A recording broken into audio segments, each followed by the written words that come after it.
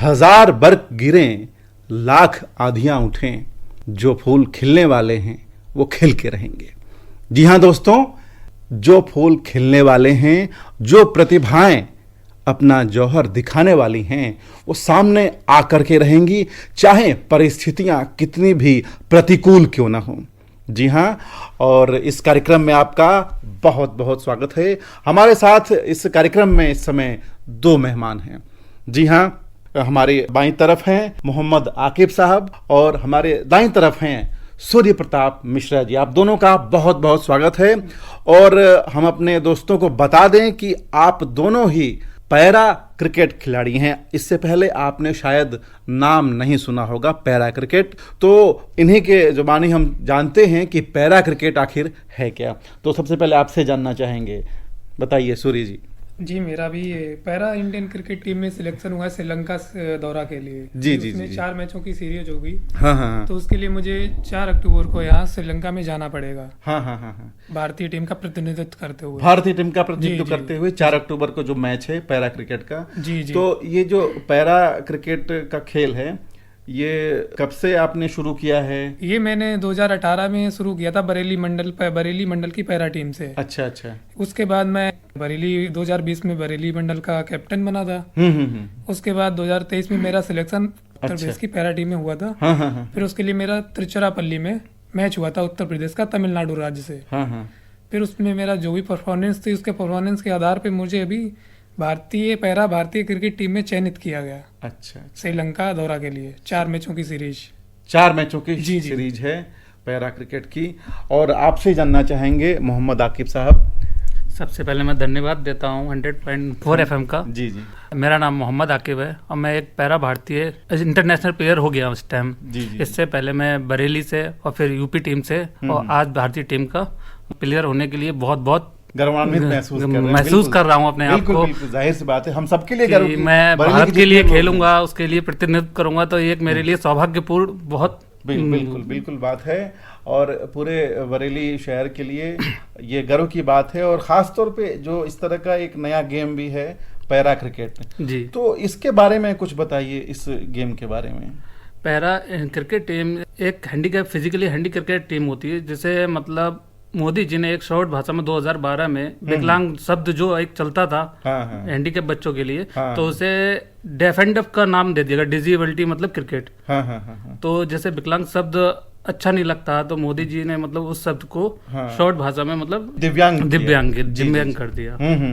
और उनके लिए एक क्रिकेट का नया शुरू। तो वहां से ही मतलब ओलंपिक गेम्स होते हैं, जिसमें भारत के टोक्यो खेलने जाना पड़ता है बहुत ही ज्यादा। अगर बच्चा पढ़ाई में भी नहीं है, अगर अच्छा नहीं है, तो वो गेम्स में अगर ध्यान दे रहा है, तो मेरा मानना ये है कि उसके माँ बाप जो भी पेरेंट्स है, तो बच्चा गेम्स की तरफ जा रहा है तो उस पर फोकस करें कि जरूरी नहीं है कि पढ़ाई में ही मतलब सब कुछ है, गेम्स में भी बहुत कुछ है। गेम्स में भी बहुत कुछ है। और इसमें अब जैसे कि बात आती है कि फिजिकली जो चैलेंज वाली बात है, जी। दिव्यांग होने की बात है, तो उसमें एक अपना अनुभव कुछ बताइए कि मतलब जन्म से है या 2007 से पहले मैं ठीक था। अच्छा। हाँ, जब मुझे फीवर आया था, हाँ। इंजेक्ट किया था, डॉक्टर ने इंजेक्शन लगाया, उसके बाद मैं थोड़ा बुखार नॉर्मल हुआ। अच्छा। फिर मतलब लेकिन उस टाइम पोलियो हो गया था। फीवर आने की वजह से जो डॉक्टर ने इंजेक्ट किया, तो उस टाइम पे पोलियो मतलब शिकार हो गया था। अच्छा। तो उस पोलियो के बाद में मुझे थोड़ा मतलब पहले घुटनों चलता था, फिर थोड़ा रिकवर होते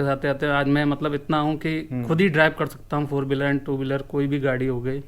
इतना मैं अपने आप को मतलब मैनेज कर लेता हूँ। मैंने कभी दूसरों को देख के ये नहीं सोचा कि मैं उनकी तरह नहीं हूँ। बिल्कुल, यही जो सोच है यही आपको। लेकिन सामाजिक ताने जो मिलते हैं, गली मोहल्ले में जाते हैं इंसान, मतलब दिव्यांग होने का एक मजाक भी बनाता है, तो उसकी देखते हुए ये सोच लिया कि जो ये सब लोग करते हैं वो मैं भी करूंगा, चाहे कोई सा गेम्स हो गया या कोई भी मतलब वाहन हो गया, कोई भी चीज हो गया, गेम्स के अलावा कोई भी XYZ, वो मैं काम उनकी तरह करूंगा। मैं एक दिव्यांग शब्द के साथ नहीं जी सकता, इसलिए मैं इतना क्रिकेट को आगे मतलब अपना लेके आया, जिसकी वजह से आज मुझे। बिल्कुल। अब आपसे जानना चाहेंगे सूर्य प्रताप मिश्रा जी की आपने शुरुआत कैसे की? जी, जब मैं बचपन में मेरा जब जन्म हुआ था, उसके बाद मेरा नॉर्मल था सब कुछ। फिजिकल में नहीं था, फिजिकल चैलेंज वाला जो होता है उसका मैं नहीं था, डिसेबल्ड। जब मैं 4 साल का था तब मेरा एक तेज फीवर आने के कारण मैं यहाँ हॉस्पिटल में भर्ती हुआ था। उसके बाद मुझे गलत इंजेक्शन गलत नस पे मेरे लग गया था। अच्छा अच्छा। उसकी वजह से जो रिएक्शन हो गया, उसकी वजह से मेरा ये पैर की जो मेन नस थी वो ब्लॉक हो गई।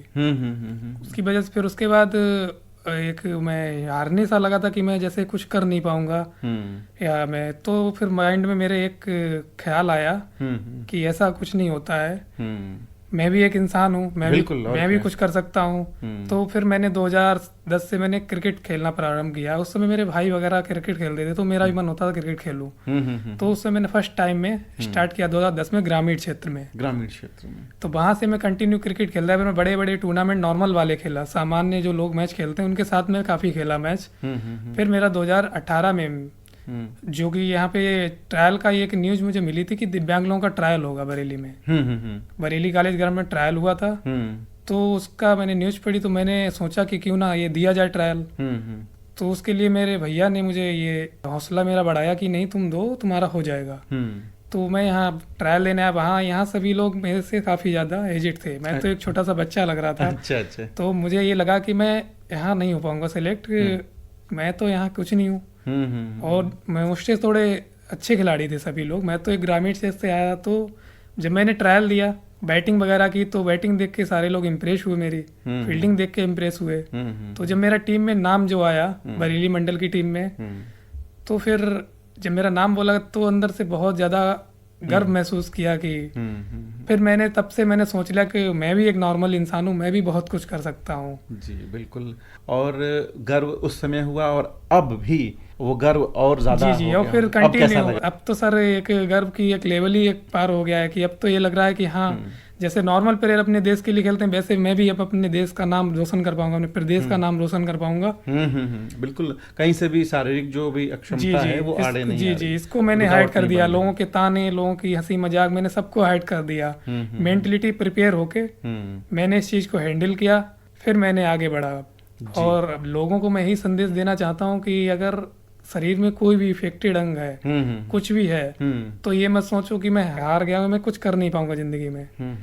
आप वो कर सकते हैं जो दुनिया सारी देखती है, तरसती है कि लोग ऐसा करें। बिल्कुल आप वहां जा सकते हैं जहाँ लोग सोचते हैं सिर्फ पहुंचने के लिए। बिल्कुल हौसले की बात है। अब जैसे पूरी दुनिया में काफी बड़े वैज्ञानिक के रूप में नाम जाना जाता है स्टीवन हॉकिंग। जी हॉकिंग, उनकी सिर्फ एक उंगली काम करती थी जी, और सोच लिया उन्होंने कितनी बड़ी बड़ी थ्योरीज दी थी। बिल्कुल। तो आपको भी ऐसा कुछ लगता है, आप भी कुछ ऐसा बड़ा करना चाहते हैं? जी बिल्कुल। अभी मेरे लिए अभी जैसे बहुत गर्व की बात है, लेकिन अभी मेरे खुद के लिए मैंने ये नहीं चाहा, मुझे ये नहीं फील आ रहा कि मैंने बहुत कुछ बढ़ा, मुझे बहुत कुछ करना है। बिल्कुल। और अभी तो काफी अभी तो सिर्फ जर्नी मैंने शुरुआत की, इसके आगे भी मुझे बहुत आगे तक बढ़ना है और अब मैं हिम्मत नहीं हारने वाला। बिल्कुल। और आप मोहम्मद आकिब साहब, आप क्या कहेंगे इस बारे में कि पहला टूर्नामेंट कौन सा रहा आपका और फिर अब तक की कैसी जर्नी रही? मेरा पहला टूर्नामेंट 2011 में बरेली से ही हुआ था, मेरठ और बरेली के बीच में, उससे मैं खेला था। अच्छा। फिर उसके बाद मैं 2013, 14, 15 मतलब कंटिन्यू खेलता रहा फिजिकली हैंडीकैप में। फिर मेरा यूपी में सिलेक्शन हुआ तमिलनाडु के लिए, हमारा और सूर्य प्रताप मिश्रा दोनों का मतलब तमिलनाडु के लिए चयन हुआ था। उसके बाद हम वहाँ से खेल के आए, परफॉर्मेंस के बेस पे हमारे पास जब लेटर आया तो हमें एक मतलब शॉकिंग हुआ कि हमारा एक भारतीय टीम में चयन हुआ। तो बहुत ज़्यादा पूरे गली मोहल्ला और जो भी रिश्तेदार थे सब बधाइयाँ देने लगे। हमारे सर जो भी स्टेडियम के ARSO सर और सिंधिया माधव राव के प्रेसिडेंट सौरभ अग्रवाल जी और 100.4 FM मतलब हमसे कांटेक्ट किया उन्होंने भी। तो हमें ऐसा लग रहा है कि हमने मतलब जंग सी जीत ली हो या कुछ भी, तो बहुत एक गर्व भी अपने आप को बहुत ज़्यादा महसूस हो रहा है कि फिजिकली हैंडीकैप भी क्रिकेट है या बच्चे जो भी मतलब चल नहीं सकते हैं उनके लिए भी क्रिकेट है या कोई ना गेम्स उनके लिए भी होता है। अच्छा, इसमें जैसे कि क्रिकेट आपका शौक रहा है, पहले भी खेलते थे? जी, उससे पहले क्रिकेट जो घटना जी उससे पहले भी क्रिकेट खेलते रहे थे। जी। और उस घटना का भी आप जो जज्बा था उसकी वजह से कोई असर नहीं पड़ने दिया। और आगे क्या आपकी योजनाएं हैं? आगे मेरा यह है कि मैं पढ़ाई में भी और क्रिकेट साथ में क्रिकेट या खेल के रुझानों के प्रति अपनी मतलब जो भी है रुझान कम नहीं करूंगा, जितनी भी जिज्ञासा है अपनी और आगे से आगे ले जाने की कोशिश करूंगा। और प्रैक्टिस कितना करते हैं, कैसे करते हैं, क्या रूटीन रहता है के लिए? अभी हमारे पास जब से स्टेडियम में थोड़ा सा दिक्कत आ गई है पिच वगैरह के लिए, तो बारिश की वजह से, और फिर ट्रैक एक रनिंग ट्रैक बन गया। जैसे फिजिकल हैंडीकैप के लिए एक दिक्कत रहती है कि कोई आगे नहीं आता उनकी सपोर्ट के लिए। बिल्कुल, ये तो है ही समाज कि में। अगर हमारा जैसे एक भारतीय टीम में एक जो मेन बीसीसीआई के अंडर में अगर वो और एक पैरा ओलंपिक के उसके में, तो इसमें अंतर आ जाता, कहीं ना कहीं मानसिकता मतलब दोनों की दिखती है इसमें। तो इस वजह से हमें काफी सामना पड़ता है प्रैक्टिस के लिए। लेकिन इससे पहले जो हमारे स्टेडियम के आरसो सर थे, उन्होंने हमें फ्री अलाउड कर रखा था, कोई दिक्कत नहीं थी वहां पे खेलने की, टाइमिंग की। लेकिन अब वहाँ ट्रैक भी खत्म कर दिया गया है, जो पिच थी वहां पे खत्म कर दी, तो इसलिए हम अभी घर पे प्रैक्टिस करते हैं।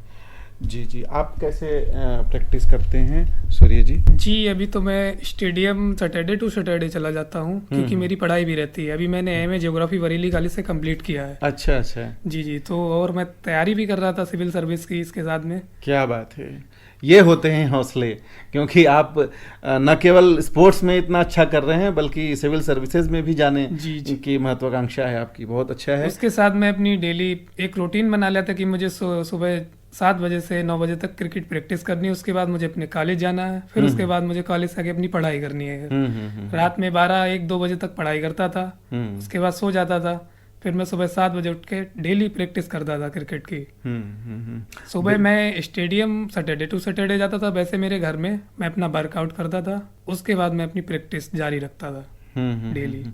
बिल्कुल। और इसके अलावा पढ़ाई की जो आपने बात की है जी, तो क्या पढ़ाई और ये खेल मैनेज कैसे करते हैं? मुश्किल नहीं होता है? क्योंकि जी, मुश्किल बहुत आती है। कभी कभी ये लगता है कि मैं बैठ जाऊं कुछ करूं ना, इतना थक जाता हूं फिजिकली मेंटलिटी दोनों तरीके से। क्योंकि कॉलेज वगैरह जाना रहता है, कॉलेज में भी पढ़ाई करनी, उसके बाद घर पे भी आके पढ़ाई करनी होती है। फिर क्रिकेट प्रैक्टिस भी, शाम को भी मैं वर्कआउट करता हूँ, थोड़ी सी रनिंग कर लेता हूँ। मैं डंडे के सहारे भाग भी सकता हूँ, तो उसकी मैं रनिंग भी अपनी कर लेता हूँ शाम के इवनिंग के टाइम में। और सुबह मॉर्निंग में उठ के मैं एक्सरसाइज वगैरह करता हूँ। तो मेरा एक रूटीन मैंने बना लिया अपना कि मुझे 6 बजे उठ जाना है, मेडिटेशन करना है थोड़ी, फिर उसके बाद मुझे अपना जो रनिंग थोड़ा रहता है, जैसे बॉडी एकदम एक्टिव हो जाए, तो फिर मैं उसके बाद अपनी घर पे प्रैक्टिस करता हूँ। उसके बाद फिर मैं कॉलेज के लिए रेडी होता हूँ, फिर मैं कॉलेज चला जाता हूँ। उसके बाद मैं अपनी 2 बजे आता हूँ कॉलेज से, फिर 1 घंटा रेस्ट करता हूँ, फिर अपनी कंटिन्यू पढ़ाई रखता हूँ।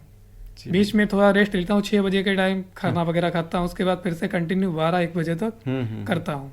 बहुत हेक्टिक आपका शेड्यूल है और काफ़ी मेहनत भी आप कर रहे हैं। और श्रीलंका जो आप जा रहे हैं, तो उसमें जो और भी जो हमारे दोस्त हैं, साथी हैं आपकी उम्र के या और भी कम उम्र के होंगे, जो वो भी चाहते होंगे कि हाँ हम भी कुछ ऐसा करें, उनके लिए क्या संदेश देना चाहेंगे? जी, मैं उनके लिए यही संदेश देना चाह रहा हूँ कि अगर उनको यहाँ तक पहुँचना है तो अपनी मेहनत करें, मेहनत पे विश्वास रखें। ये मत सोचे कि किस्मत है, किस्मत ने ये नहीं किया वो नहीं किया, किस्मत के सहारे मत। अगर मेहनत करोगे तो किस्मत की लकीरियां भी बदल जाती हैं, हाथों की लकीरियां बदल जाती हैं, किस्मत भी बदल जाती है। कंटिन्यू मेहनत करते रहिए, संघर्ष करते रहिए, पेशेंस रखिए। बिल्कुल।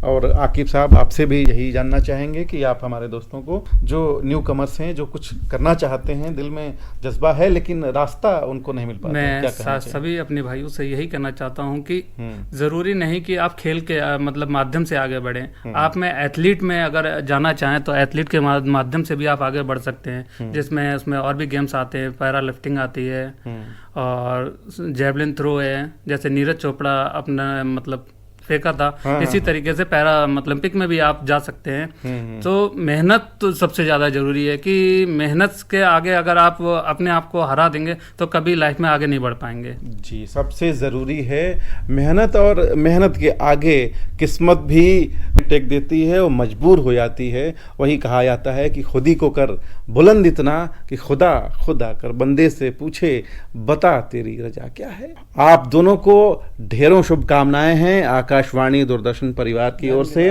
कि आप श्रीलंका में जाएं और भारत का, अपने देश का परचम लहरा कर आएं। ढेरों शुभकामनाएं आपका। और आप हमारे स्टूडियो में आए, आप और आपने जो आपका प्रैक्टिस सेशन है, आपका काफ़ी शेड्यूल बिजी है, उसमें से बहुमूल्य समय आपने निकाला, उसके लिए आपका बहुत बहुत धन्यवाद। जी, धन्यवाद। हम भी 100.4 FM का बहुत तहे दिल से शुक्रगुजार हैं, जिन्होंने हमें इस मंच पे लाके खड़ा किया कि और भी लोग हमें पहचानने लगे हैं। इसी साथ हम सारी मीडिया का भी शुक्रगुजार हैं, जैसे आशीष दीक्षित हिंदुस्तान के और भी हमारे मीडिया बंधु हैं, जिन्होंने हमें इस प्लेटफॉर्म पे बहुत ज़्यादा आगे लाने का काम किया है। जी।